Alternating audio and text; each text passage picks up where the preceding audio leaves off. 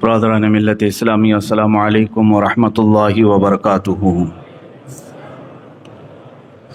الحمد للہ الحنان المنان الذي خلق الانسان وعلمه البیان، والصلاة والسلام على رسوله سید الانس والجان وعلى آلہ واصحابہ ذوی الخیر والاحسان، اما بعد فاعوذ باللہ من الشیطان الرجیم، بسم اللہ الرحمن الرحیم۔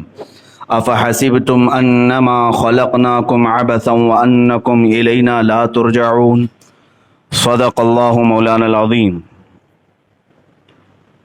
بارگاہ رسالت مآب صلی اللہ تعالی علیہ وسلم میں درود پاک کا ہدیہ پیش کریں۔ اللہم صلی علی سیدنا و مولانا محمد معدن الجود والکرم وآلہ واصحابہ الکرام وابنہ الکریم وبارک وسلم صلاة دائمة سرمدا ابدا۔ عزیزان گرامی وقار، خدائے قدیر و جبار ارشاد فرماتا ہے، کیا تم سب نے یہ گمان کر لیا کہ تمہیں بیکار میں پیدا کیا گیا ہے؟ اور کیا تم یہ سمجھتے ہو کہ تمہیں لوٹایا نہیں جائے گا؟ افحسبتم انما خلقناکم عبثا، تم یہ سوچتے ہو کہ ہم نے تمہیں عبث پیدا کیا ہے، بیکار پیدا کیا ہے، اور تم یہ سوچتے ہو کہ کبھی ہم لوٹائیں گے نہیں تمہیں؟ یہ دونوں خیالات تمہارے غلط ہیں۔ اللہ عز و جل نے اپنی کائنات میں ایک ذرہ بھی بیکار نہیں پیدا کیا، اس نے ایک مچھر کو بھی عبث نہیں پیدا کیا، اور دنیا میں جس کو بھی بھیجا ہے ایک معین مدت کے لیے، ایک مقررہ وقت تک کے لیے، اور پھر ہر ایک کو اللہ کی بارگاہ میں لوٹایا جائے گا۔ اسی لیے جب کسی کا انتقال ہوتا ہے تو ہماری زبانوں سے بے اختیار نکلتا ہے انا للہ و انا الیہ راجعون، جس کا مطلب ہوتا ہے کہ ہم اللہ ہی کے لیے ہیں اور اللہ ہی کی طرف لوٹنے والے ہیں۔ عزیزان گرامی، جس نے اپنی زندگی کا مقصد اور اپنے یہاں پر زندہ رہنے کا مقصد نہیں سمجھا، وہ سب سے بڑے دھوکے میں رہا۔ لوگ یہ کہتے ہیں کہ فلاں نے مجھے دھوکہ دے دیا، فلاں نے میرے ساتھ چیٹ کیا، بلکہ ایک بزرگ فرماتے ہیں سب سے زیادہ دھوکہ تم خود اپنے آپ کو دیتے ہو۔ دوسروں کا جو کھایا ہوا دھوکہ ہے وہ تھوڑی دیر کے لیے ہوتا ہے، لیکن تم جو خود دھوکے میں مبتلا ہو اپنے آپ کو، یہ برسوں بیت جاتے ہیں، تم نے اپنے آپ کو اس کیفیت سے باہر نہیں نکالا۔ کبھی اپنے جسم کی طرف دیکھو، یہ قیمتی جسم اللہ تعالیٰ نے تمہیں کیوں کر عطا کیا ہے؟ یہ ہاتھ و پیر کی نعمتیں، یہ آنکھ و زبان کی نعمتیں، یہ قوت سماعت، قوت بصارت، یہ تمام قوتیں جو اللہ نے تمہیں بنا کسی معاوضے کے دیا ہے، کیا یوں ہی دے دی گئی ہیں تمہیں؟ ان کا کوئی استعمال؟ تو پھر ظاہر سی بات ہے، بندہ جس چیز کے لیے پیدا کیا گیا ہے وہ چیز نہ کرے تو گویا کہ اس نے خود اپنے آپ کو اس دنیا میں سب سے بڑا دھوکہ دیا۔ میرے عزیزو، اپنے آپ کو دھوکہ دینے سے باہر نکل آؤ۔ میں آج یہ کہنا چاہوں گا ان نوجوانوں سے جو اپنی زندگی کا مقصد نہیں سمجھ سکے، کسی دن آ کر پوچھ لیتے کہ ہماری تخلیق کا کیا مقصد ہے، ہمیں کیوں بنایا گیا ہے، اس دنیا میں مجھے کیوں بھیجا گیا ہے، میں یہاں کیوں زندہ ہوں۔ حد تو یہ ہے کہ جو کسی چیز کی تحقیق کرتا ہے، ریسرچ کرتا ہے، اسے سائنسدان کہتے ہیں۔ ایٹم پر تحقیق کیا، ذرے پر تحقیق کیا، زمینوں پر تحقیق کیا، آسمانوں پر تحقیق کیا، انسان نے کن چیزوں پر تحقیق نہیں کیا ہے؟ اور جس مادے پر انسان تحقیق کرتا ہے وہ اتنا بلندی پر جاتا ہے کہ دنیا اسے سائنسدان کہتی ہے، سائنٹسٹ کہتی ہے۔ اور اسلام سب سے پہلے تمہیں خود اپنے آپ پر تحقیق کرنا سکھاتا ہے۔ عزیزان گرامی، اسی لیے مشہور قول ہے من عرف نفسہ فقد عرف ربہ، جس نے اپنے آپ کو پہچانا اس نے اپنے رب کو پہچان لیا۔ خود اپنے متعلق سب سے پہلے معلومات حاصل کر لے کہ میرا بچپنا کیوں ہے، میری جوانی کیوں ہے، مجھے اگر بڑھاپا دیا گیا ہے تو کیوں ہے، میری سانسوں کا کیا حساب کتاب ہے، میں اس دنیا میں ساری سہولتیں کھا پی کر کے استعمال کر کے کیوں رہ رہا ہوں؟ کوئی تو مقصد ہوگا۔ مثال کے طور پر آپ کو اچانک کسی نے 5 اسٹار ہوٹل میں بلایا، وہاں پر طرح طرح کے کھانے لگے ہوئے تھے، بہترین روم ہیں، آپ گئے اور وہاں کے کھانے بھی استعمال کرتے رہے، وہاں کے رومز بھی استعمال کیے، وہاں کا پانی استعمال کیا، جو جو سہولیات تھیں وہاں پر سب آپ نے استعمال کیا، لیکن کیا یہ آپ کا فرض نہیں بنتا کہ آپ کو دعوت کس کام کے لیے دی گئی تھی؟ وہاں پہ اس 5 اسٹار ہوٹل میں کوئی پارٹی تھی، کسی کی شادی، کسی کا ولیمہ، کسی کا عقیقہ، کیا تھا؟ کیوں بلایا گیا تھا آپ کو؟ کیوں بلایا گیا؟ ایک بڑے فنکشن ہال میں آپ کو کیوں بلایا جاتا ہے؟ آپ کو تو یہ معلوم ہی ہوتا ہے مجھے فلاں کی شادی میں بلایا گیا، ولیمے میں بلایا گیا، عقیقے میں بلایا گیا، منگنی میں بلایا گیا، آپ کو معلوم ہوتا ہے کیوں بلایا گیا ہے۔ بغیر آپ کو معلوم ہوئے آپ وہاں جا کر کے موج مستی کرتے رہیں تو آپ کو پاگل کہا جائے گا، اسے پتہ ہی نہیں ہے یہاں ہو کیا رہا ہے، صرف عیاشی کرنے کے لیے آ گئے۔ عزیزان گرامی وقار، تمہارے اس کائنات میں جلوہ گر ہونے سے پہلے اللہ تعالیٰ نے کیا چیزیں تمہارے لیے نہیں سجائیں؟ یہ زمین کا مضبوط بچھونا، آسمان کا مضبوط چھت بغیر پلر کا، یہ کائنات میں سرسراتی ہوئی ہوائیں اور تمہارے لیے مفت سانسیں، تمہارے لیے پانی کی فراوانی، روشنی کا انتظام، سونے کے لیے الگ تمہیں نیند کے غلبے، بھوک لگے تو کھانے کی تمام چیزیں، یہ سب چیزیں مہیا کر دی گئیں، تو تم آئے کیوں یہاں پر؟ اس کائنات میں کیوں آئے؟ کیا مطلب تھا؟ کیا مقصد تھا؟ اسی مقصد تخلیق کو قرآن کہتا ہے سورہ زاریات کی آیت، وَمَا خَلَقْتُ الْجِنَّ وَالْإِنسَ إِلَّا لِيَعْبُدُونَ۔ اللہ تعالیٰ فرماتا ہے ہم نے جنات اور انسانوں کو صرف میری عبادت کے لیے بنایا ہے، اپنی عبادت کے لیے بنایا ہے۔ سمجھ میں آیا کہ ہمیں کائنات میں اللہ نے اگر بھیجا ہے تو اس کی عبادت کے لیے بھیجا ہے۔ عزیزان گرامی، اسی بات کو میں نے اس سے قبل بھی دہرایا تھا کہ انسان باقی ساری چیزیں کر لیا لیکن جس کا مقصد کے لیے وہ آیا تھا اسی میں وہ ادھورا رہ گیا، یعنی عبادت، اللہ کی رضا حاصل کرنا، یہ سب کا مقصد تھا، اسی لیے تمہیں بنایا گیا تھا۔ اور آج بہت سارے لوگ یہ سمجھتے ہیں کہ یہ لائف بیکار کی چل رہی ہے اور اس کو اس طرح سے گزار رہے ہیں جیسے لگتا ہے کہ کوئی ہلکی پھلکی چیز تمہارے ہاتھ میں آئی ہے۔ اتنی قیمتی زندگی اللہ تعالیٰ نے تمہیں دی ہے کہ اگر سانس تمہاری رک جائے تو کروڑوں دے کر کے بھی کسی ڈاکٹر سے سانسیں واپس نہیں لا سکتے۔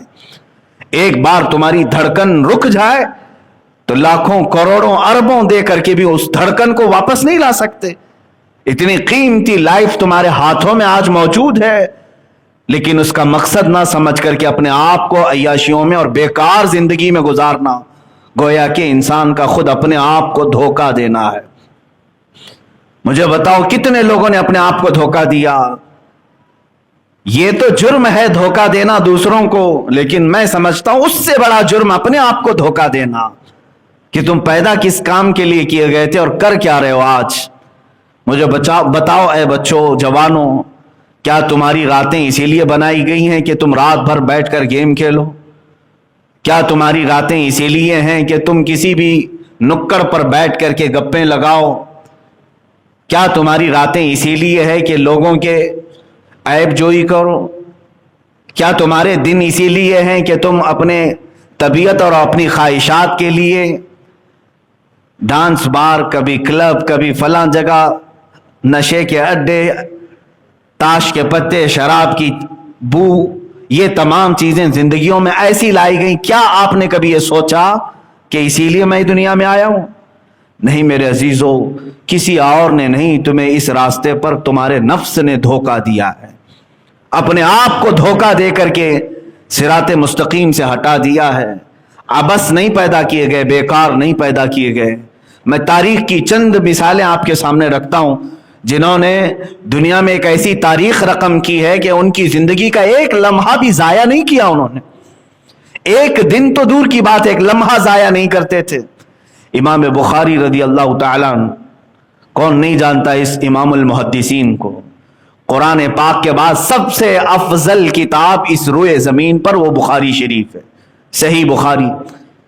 آپ پڑھنے کے لیے جب بیٹھتے تھے یا احادیث کا مطالعہ کرتے تو رات پوری گزر جاتی، تھوڑی دیر آپ آرام کرتے، اس کے بعد جب مطالعے کے لیے بیٹھتے تو فجر کی اذان ہونے کے قریب آ جاتا اور وہ احادیث پلٹتے رہتے ہیں اور اس میں غور و فکر کرتے رہتے۔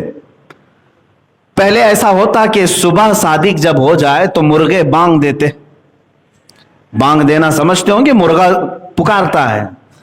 اب مرغوں کے پالنے کا بھی سسٹم ختم ہو گیا ہے، سب دیسی مرغوں کی جگہ برائلر چکن نے لے لیا ہے، یہ سارے تو جنگلی کہلانے لگ گئے اب، حالانکہ اس کی فضیلت آئی ہے یہ دیسی مرغے کی، اس کو مارنے سے بھی منع کیا گیا، کہا گیا کہ اس کو اذیت نہ دو، اس لیے کہ لوگوں کو صبح کی اذان کے طور پر جگاتا ہے۔ تو پہلے یہی ہوتا تھا کہ برابر وقت پر صبح صادق پر مرغا بانگ دیتا اور لوگ یہی سمجھتے کہ اب فجر کا وقت ہو چکا ہے، وہ برابر فجر کے وقت پکارتا اور اس مرغے پر لعنت بھیجی گئی ہے جو آدھی رات میں پکارتا ہے، کہا گیا وہ شر ہے، وہ شیطانی ہے۔ خیر، امام بخاری رحمت اللہ تعالی علیہ کچھ لکھ رہے تھے یا پڑھ رہے تھے، مرغے نے بانگ دی، تو جیسے ہی مرغا بانگ دیتا آپ اپنی کتاب بند کر دیتے اور مسجد کی طرف چلے جاتے۔ نماز کا وقت ہو چکا ہوتا جب آپ فجر کی ادائیگی کے لیے آتے۔ امام بخاری رحمت اللہ تعالی علیہ نے ایک رات مرغے کی آواز سنی، اپنا مطالعہ بند کیا، اپنی کتاب بند کی اور نکل پڑے۔ مسجد آئے تو پتہ چلا ابھی فجر کا وقت ہونے میں کافی ٹائم باقی ہے، کافی ٹائم کا مطلب آدھا گھنٹہ، آدھا سے پونا گھنٹہ ہوگا، اتنا وقت باقی تھا ابھی طلوع صبح صادق کے لیے۔ امام بخاری رحمت اللہ تعالی علیہ کو جلال آ گیا، حالانکہ اگر کوئی وقت سے پہلے مسجد میں آ جائے تو ثواب ہی ہے، کیا خرابی ہے۔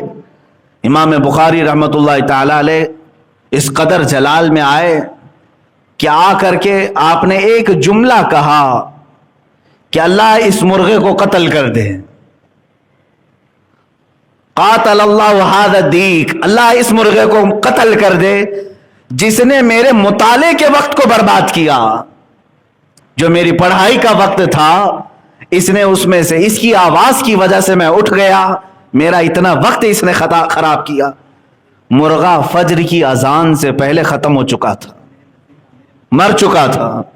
آپ کی والدہ ماجدہ امام بخاری رحمت اللہ تعالی علیہ کی والدہ ماجدہ نے آپ کو نصیحت فرمائی اور ارشاد فرمایا کہ بیٹا اس کے بعد کبھی کسی کے لیے اس طرح کا جملہ نہ کہنا، اس لیے کہ اللہ تمہاری زبان میں اثر رکھا ہے۔ بتانا مقصود یہ ہے میرے عزیزو کہ ان کا کتنا وقت گیا ہوگا، آدھا سے پونا گھنٹہ، جس کے لیے وہ اتنے جلال میں آئے کہ اس مرغے کو پھر کبھی دوبارہ پسند نہیں فرمایا اور وہ ختم بھی ہو گیا۔ یہاں تو پوری کی پوری راتیں ضائع ہو گئیں، برس کے برس ضائع کیے، مہینوں ضائع کیے اور کبھی اف تک نہیں۔ میرے عزیزو تمہارے پاس جو وقت ہے یہ بہت ہی قیمتی وقت ہے اللہ کو منانے کے لیے اور اس کو راضی کرنے کے لیے۔ میں ایک حدیث پاک آپ کو سنا کر مقصد زندگی آپ کو بتانا چاہوں گا۔ اللہ کے نبی صلی اللہ تعالی علیہ وسلم ارشاد فرماتے ہیں، لا تزول قدما ابن آدم حتی یسأل عن خمس، قیامت کے دن ابن آدم یعنی ہر انسان، کوئی انسان کے دونوں قدم ہٹ نہیں سکیں گے اپنی جگہ سے۔ جو محشر کا میدان ہوگا، میرے آقا صلی اللہ علیہ وسلم فرماتے ہیں لا تزول قدما ابن آدم، پورے انسانوں میں سے کسی انسان کے دونوں قدم ہٹیں گے نہیں اس وقت تک، حتی یسأل عن خمس، جب تک کہ اس سے 5 چیزوں کا سوال نہ ہو جائے، جب تک کہ اس سے 5 چیزوں کے بارے میں پوچھ نہ لیا جائے۔ وہ 5 چیزیں کیا ہیں؟ یہ ترمذی شریف کی صحیح حدیث ہے۔ اللہ کے نبی صلی اللہ تعالی علیہ وسلم فرماتے ہیں عن عمرہ فیما افناہ سب سے پہلا سوال یہ ہوگا کہ اللہ نے جو تجھے پوری عمر دی تو نے کہاں کہاں گزاری، پورا حساب دے دے۔ وعن شبابہ فیما ابلاہ، دوسرا سوال، حالانکہ عمر میں یہ ساری چیزیں آ گئی تھی، لیکن پھر خاص ایک سوال یہ کرے گا رب تعالی، فی ان شبابہ، تیری جوانی کے بارے میں پوچھا جائے گا، ہر ایک کی جوانی کے متعلق پوچھا جائے گا کہ تو نے یہ کہاں کہاں گزاری۔ اور تیسرا سوال، وعن مالہ من این اکتسبہ، اور اس کے مال کے بارے میں پوچھا جائے گا کہ کہاں سے حاصل کیا تھا۔ وفیما انفقہ، اور کہاں خرچ کیا، یہ چوتھا۔ اور وفیما، اور سوال ہوگا وفیما عمل من علم، او کما قال النبی صلی اللہ علیہ وسلم، جتنا اس نے علم حاصل کیا اس پر کتنا عمل کیا تھا۔ یہ 5 سوالات جب تک نہ کیے جائیں ہر انسان سے، کوئی وہاں سے ہٹے گا نہیں۔ سب سے پہلا سوال عمر کے متعلق ہی ہے۔ کیا ہمارے پاس ان 5 سوالات کے جوابات تیار ہیں؟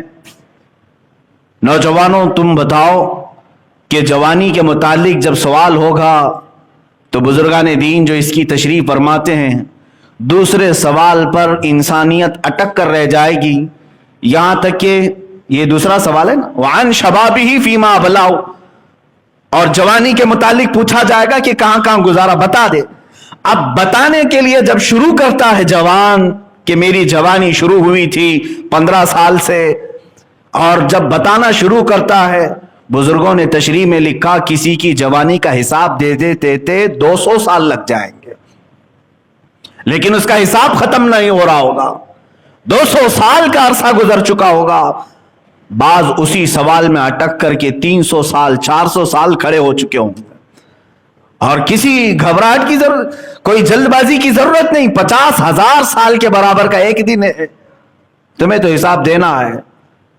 کوئی اتنے سالوں تک کھڑے رہیں گے صرف دوسرے سوال کے جواب میں۔ ایک عمر کہاں گزارا، دوسرے اس نے اپنا شباب، اپنی جوانی کہاں بتائی۔ لکھ کر کے رکھ لو کہ اپنی جوانی کے متعلق کیا اللہ رب العزت کی بارگاہ میں یہ کہو گے کہ میں نے تو اپنی جوانی کی ہر رات گیم کھیلنے میں گزاری، جوانی کی ہر رات چیٹنگ میں گزاری، جوانی کی ہر رات لوگوں کو ایک جگہ سے دوسری جگہ منتقل کرتے اور ان کے عیبوں کو دیکھنے میں گزاری۔ انسان کی یہ فطرت ہے کہ وہ ہمیشہ برائی دیکھنا پسند کرتا ہے، اس فطرت سے باز آنا چاہیے۔ اے عزیزو، وقت کی قیمت سمجھو، اور نوجوانوں سے میں کہوں گا اب تمہارے لیے حالات اس قدر تیزی سے بدلے جائیں گے کہ صرف اور صرف آپ کے پاس ابھی 5 سے 10 سال کے عرصے میں اتنی زبردست چینجنگ دیکھنے کو ملے گی جو پچھلے 100 سالوں میں آپ نے نہیں دیکھا ہوگا۔ بہت تیزی سے تبدیلیاں آئیں گی۔ امام حماد ابن نعیم رضی اللہ تعالیٰ عنہ اپنی کتاب میں فرماتے ہیں، جو آخری زمانے کے حالات کے متعلق احادیث آئی ہیں رسول کریم صلی اللہ علیہ وسلم، ان حدیثوں میں سے ایک حدیث آپ بیان کرتے ہیں، قیامت کے قریب تم دیکھو گے زمانہ اتنی تیزی سے دوڑے گا کہ جو 100 سال میں ہوا تھا وہ صرف 20 سال کے اندر ہوگا، اور پھر 20 سال کے اندر جو ہوا تھا وہ 10 سالوں کے اندر ہوگا۔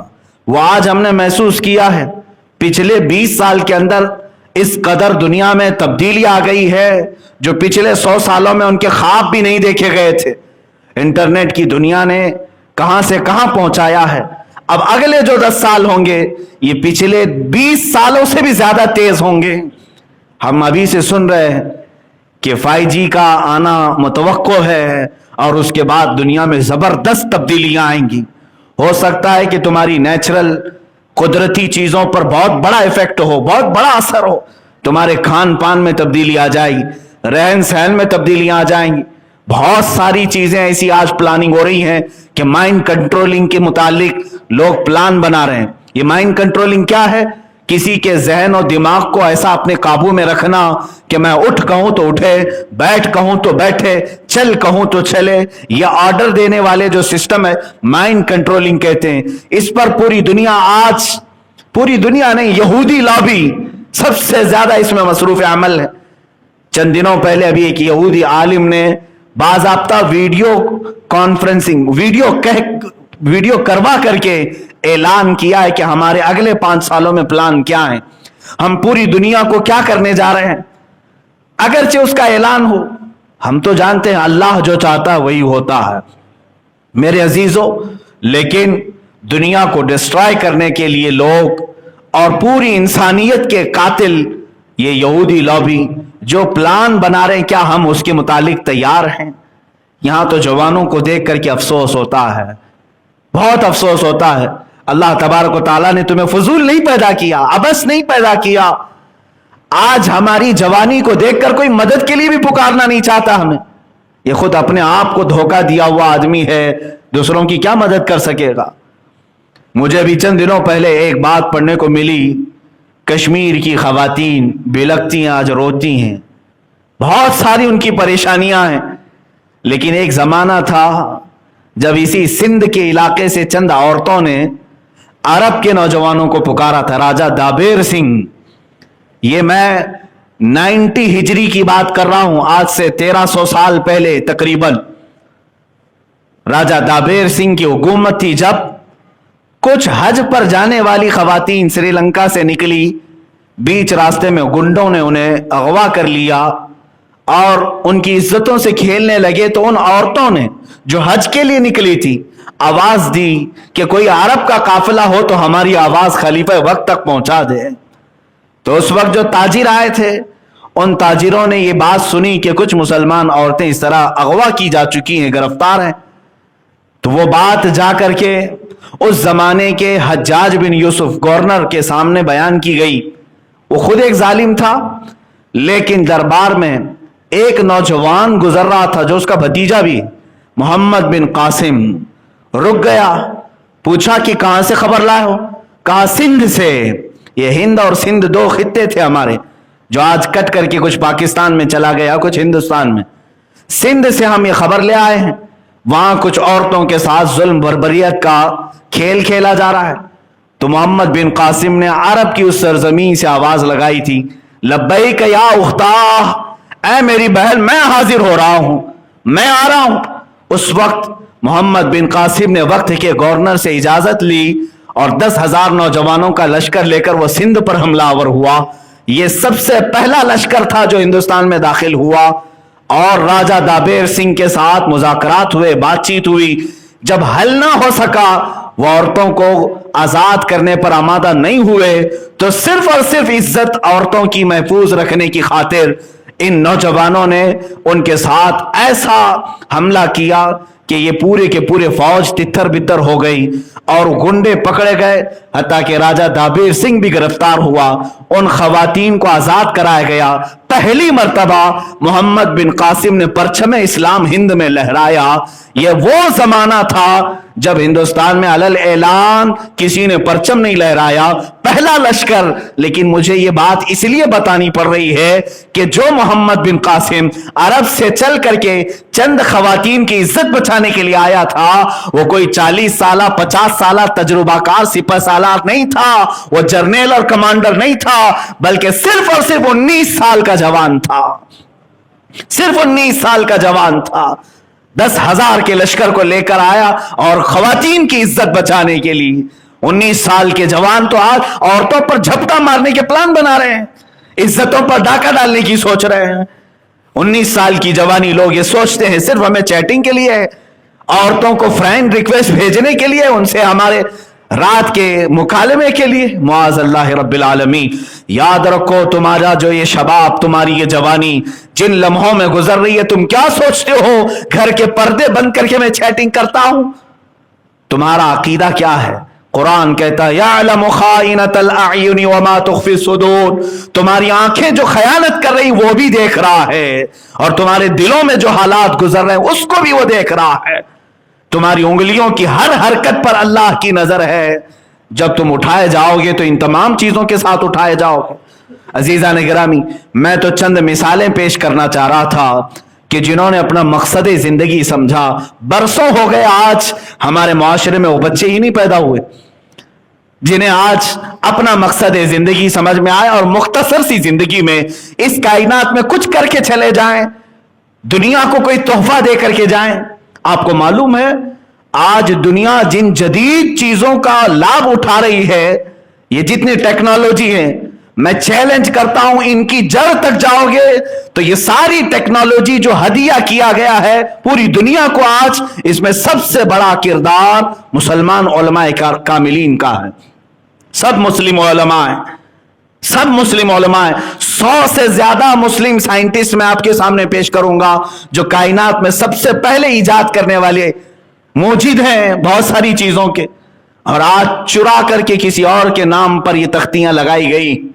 आपको क्या खबर, आज पूरी दुनिया मुवासलात के तौर पर यानी सफर के लिए इतना तेज हो चुकी, एरोप्लेन बन गए, हजारों लोग उसमें सफर करने लगे, और इस एरोप्लेन की इजाद के मुतालिक 15वीं सदी के बाद के चंद अंग्रेजों के नाम बताए जाते हैं। नहीं मेरे अजीजों, सबसे पहले इसका तजुर्बा करने वाले हुसैन बिन अब्बास फरनास, अब्बास बिन हुसैन फरनास, ये करतबा में रहने वाला एक ऐसा साइंसदान, कब की बात कर रहा हूं, आज से 1000 साल पहले की बात, आज ये 2020 चल रहा है, वो 1021 1022 का साइंसदान है। जब करतबा की जामा मस्जिद के मीनार से पर लगाकर उकाब के उसने खुद उड़ने की कोशिश की, और पहला वो इंसान है जो हवा में उड़ने का एक तजुर्बा दूर लोगों के सामने पेश किया।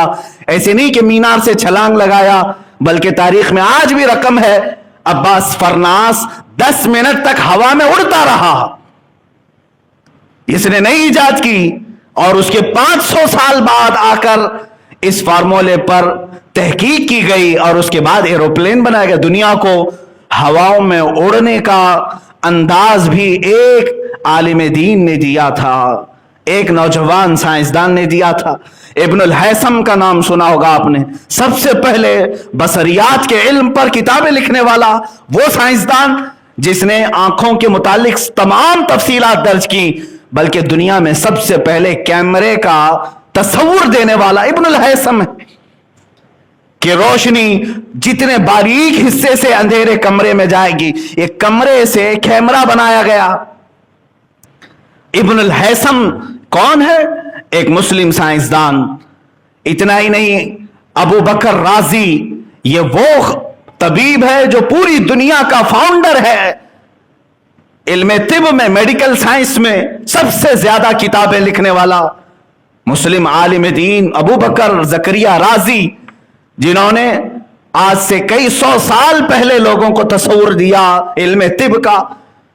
सर्जरी के मामलात पूरी दुनिया में कहीं पर नहीं थे, सबसे पहले अबू बकर राजी ने सर्जरी के तरीके बताए, हॉस्पिटल का निजाम बताया कि हॉस्पिटल कहां बनाया जाए। बगदाद में उन्होंने खलीफा से कहा कि गोश्त के टुकड़े काट करके हर मोहल्ले पर लटकाए जाएं, एक एक लकड़ी में लटकाए गए 10-12 मोहल्लों में, और 3 दिन के बाद वो निकालने लगवाए। इमाम राजी ने देखा कि जो गोश्त का टुकड़ा सबसे लेट खराब हुआ या सूखा, बहुत सारे तो सड़ गए, सूख गए, जो बहुत देर तक सही सलामत था, अबू बकर राजी ने कहा यहां हॉस्पिटल बनाया जाए। कहा क्यों? कहा यहां की आबो हवा जिस्म को जल्दी खराब नहीं होने देती, मरीज को ऐसी जगह रखा जाए जहां की आबो हवा उसके जिस्म को सलामत रखे। यह कॉन्सेप्ट किसने दिया था? अबू बकर राजी ने, जब उनकी उम्र 33 साल की थी। 33 साल की उम्र में बड़े से बड़ी दुनिया को इन्होंने फार्मूले पेश किए। एक दो नहीं मेरे अजीजों, इब्न साआती, लक़ब साआती खुरासानी, एक मशहूर साइंसदान, मिस्र के रहने वाले, और आज से तकरीबन 1200 साल पहले की बात बता रहा हूं, खलीफा हारून रशीद के जमाने, तब इस साइंसदान ने हाथ की घड़ी इजाद की और पूरा प्लैनेट सिस्टम देखने का तरीका इजाद किया। सैयारे गर्दिश कहां करते हैं, ग्रेविटी सिस्टम जो बाद में न्यूटन के लिए पेश किया गया, यह सबसे पहले मुस्लिम आलिम दीन ने पेश किया, कशिश सिकल जिसको कहते हैं।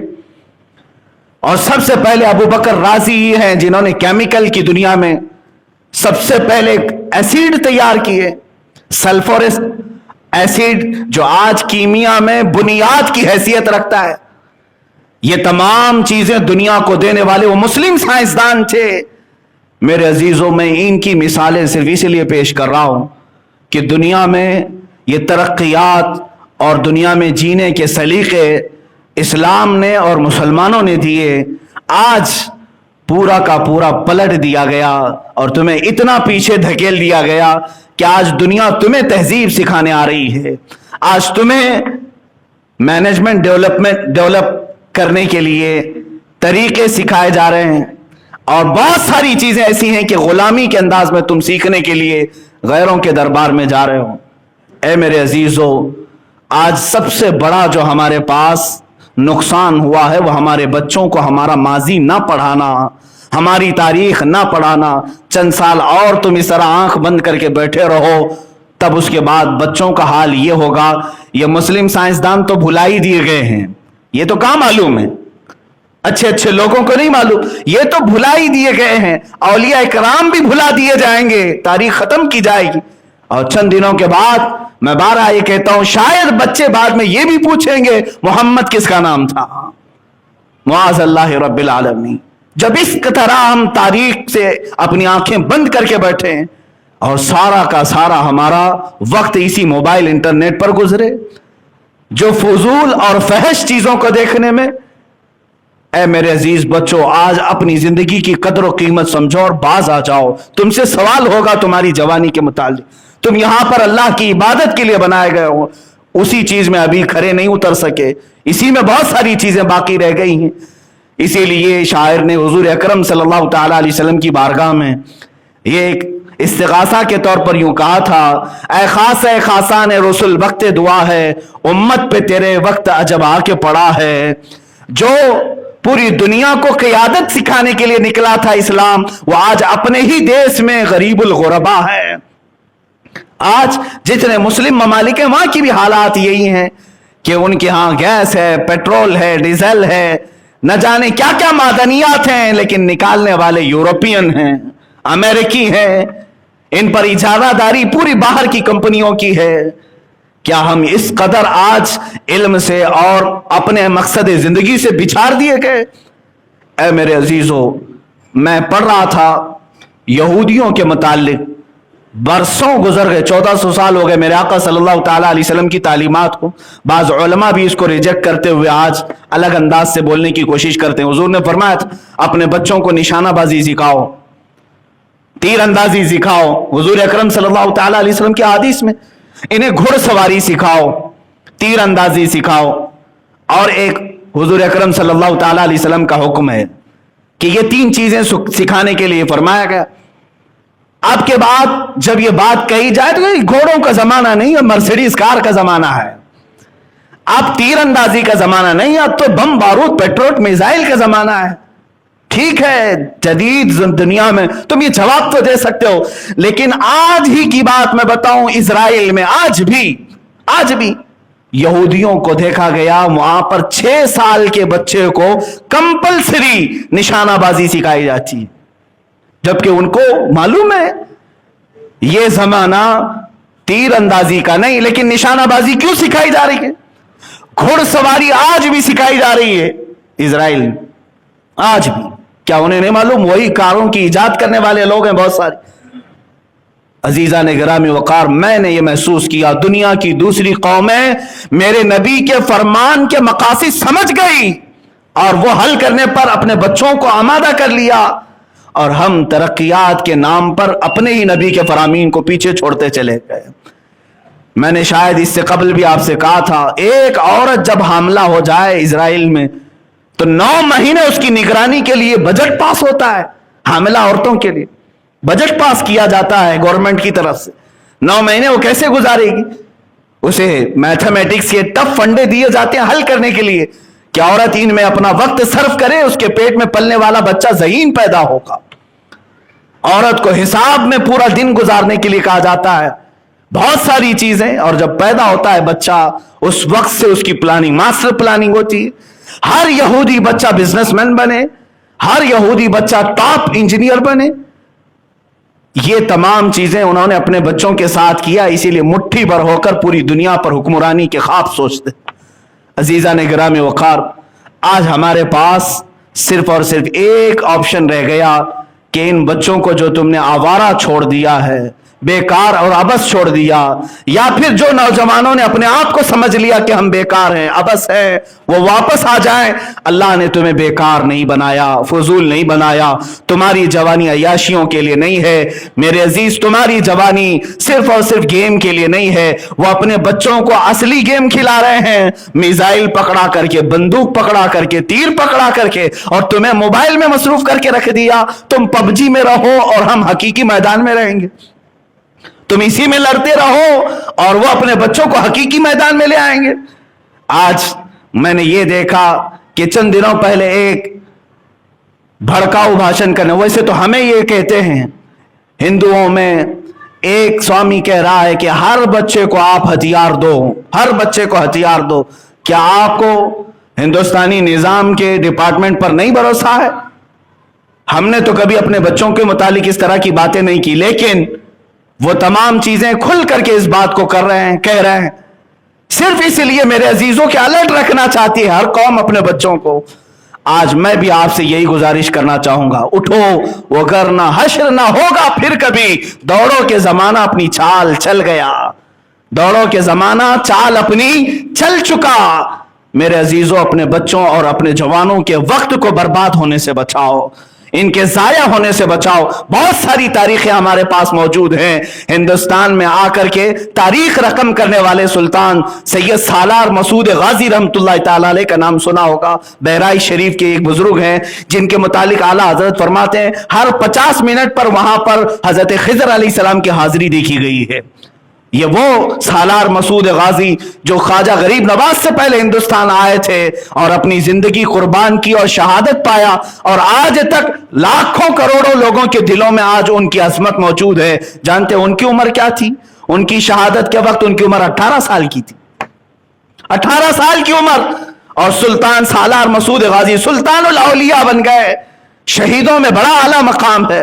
اس لیے جوانی اگر کسی نے اپنے صحیح طریقے سے استعمال کیا تو اللہ تبارک و تعالیٰ اسے ہمیشہ لوگوں کے دلوں میں زندہ رکھتا ہے۔ مولا کریم ہم سب کو ہماری زندگی کو بیکار ہونے سے محفوظ فرمائے۔ وآخر دعوانا الحمدللہ رب العالمین۔